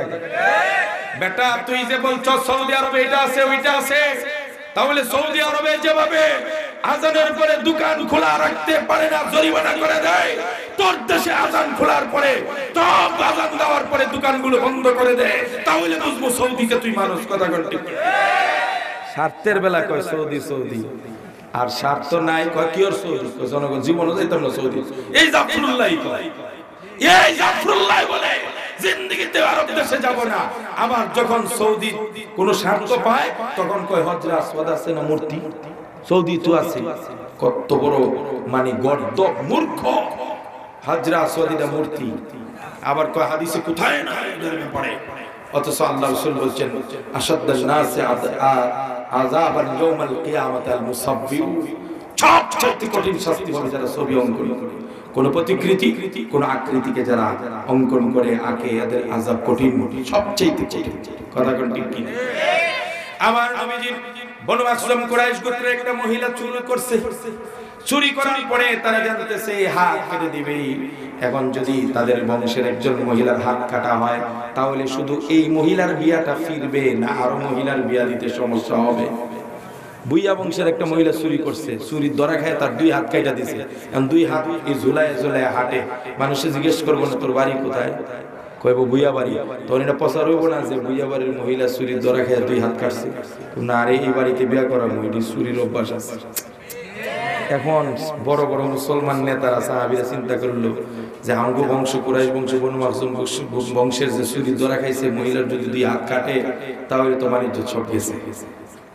তাইলে কি করা যায়? রাসূলুল্লাহর ছোট একটা ছেলে ছিল, নাতি, এটা উসামা জায়েদের, উসামারে খুব আদর করতে। তো উসামারে পাঠাইছে কি তোমার দাদারে কইবা যে নিজের বংশের মহিলা চুরির ধরা খাইছে, এটা তো আপনারই বংশ, এর হাত না কাইটা আঙ্গুল কাটলে হয় না, একটু স্বজন প্রীতি করলে হয় না, বিচারটা একটু স্বজন প্রীতি কইরা কমায়া দিলে হয় না, ছোট একটু আঙ্গুলের মাথা কাটলেই তো বিচার তৈছেই, পুরো হাত না কাটলে তাই তো মানুষ আর বুঝবে না। কথা কয় না? এমন স্বজন প্রীতির বিচার আমাদের দেশে আছে না? আমরা শুনি খালি বিচার ব্যবস্থা, আমরা ভালোভাবে ন্যায় বিচারের ব্যবস্থা করতে হবে, বিচার ব্যবস্থা আমরা উন্নত করব, এই করব সেই করব। আমাদের সমাজেই তো বিচার ব্যবস্থা নাই।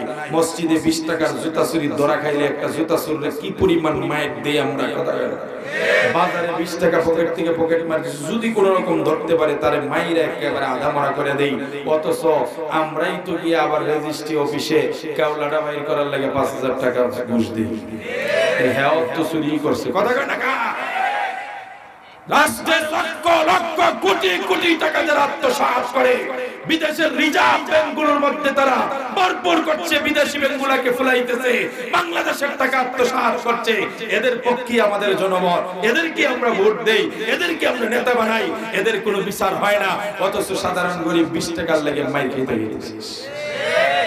কথা কয় না?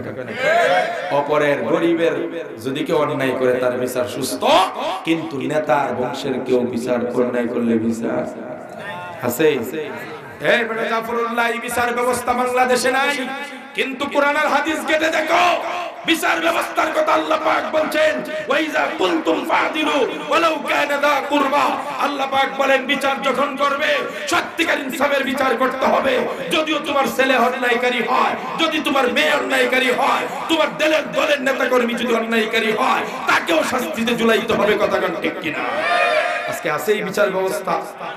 আমার নবীজির কাছে উসামা গিয়ে বলে, হুজুর দাদা একটু আঙ্গুল কেটে মাফ করে দেন, একটু স্বজন প্রীতি। রাসূলুল্লাহ ফাতাগিয়ার ওয়াজহু রাসূলুল্লাহ সাল্লাল্লাহু আলাইহি ওয়াসাল্লাম রাগ হয়ে গেলেন। কার কোনদিন তুই আমার সামনে কথা বলবি না? ডাক দে সবাইকে। সকল সাহাবায়ে কেরাম মসজিদে নববীতে আসলেন, বিশ্বনবী খুতবা দিলেন। সব সাহাবায়ে কেরামকে উদ্দেশ্য করে রাসূলুল্লাহ বললেন, আমার বংশের মহিলা চুরির ধরা খাইছে, এই জন্য তোমরা বলতেছো চুরির যেন হাত না কেটে সামান্য আঙ্গুল কাটি। আজকে আমি একটা পরিষ্কার বিচার করে দিয়ে যাই, আর কোনোদিন স্বজন প্রীতি করার জন্য আমাকে অনুরোধ করবে না। ও দুনিয়ার মুসলমানরা সাহাবায়ে কেরামকে লক্ষ্য করে আমার নবীজি বললেন, লাউ আন্না ফাতিমাতা বিনত মুহাম্মাদিন সারাকাত লাকাতাতু ইয়াদাহা, যদি আমার মেয়ে ফাতেমা আজকে চুরির ধরা খাইতো, আমি বিশ্ব নবী ইনসাফের বিচার করতে গিয়া আমার মেয়ের হাতটা কাটতে দ্বিধা করতাম না। ইয়া আইয়ুহাল্লাযীনা আমানু দুখুলু ফিস সিলমি কাফা, পরিপূর্ণভাবে ইসলামে প্রবেশ করতে হবে। মশারির ভিতরে যখন আমরা ঢুকি তখন এক পাও বাহিরে মশারির আরেক পাও ভিতরে থাকে। হ্যাঁ, তাহলে কি এটারে পরিপূর্ণ ঢোকা বলে? সব ঢোকার পরে হাত পাও সব, তারপরে বলছি ঢুকছে।